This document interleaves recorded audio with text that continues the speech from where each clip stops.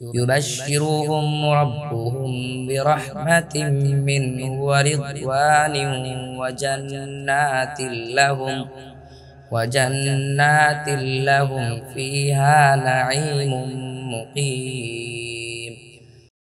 21 তাদের প্রতিপালক তাদেরকে নিজের পক্ষ থেকে সুসংবাদ দিচ্ছেন রহমত ও সন্তুষ্টির এবং এমন জান্নাতসমূহের যাতে রয়েছে তাদের জন্য স্থায়ী নিয়ামত।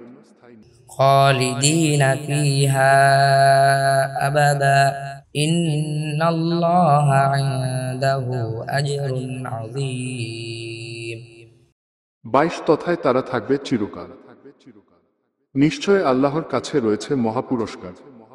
يا أيها الذين آمنوا لا تتخذوا آباءكم وإخوانكم أولياء إن استحبوا الكفر على الإيمان ومن يتولهم منكم فأولئك هم الظالمون। 23 ঈমানদারগণ, তোমরা নিজেদের পিতা ও ভাইদেরকে বন্ধুরূপে গ্রহণ করো না যদি তারা ঈমান অপেক্ষা কুফরিকে প্রিয় মনে করে। তোমাদের মধ্য থেকে যারা তাদেরকে বন্ধুরূপে গ্রহণ করে তারাই জালিম।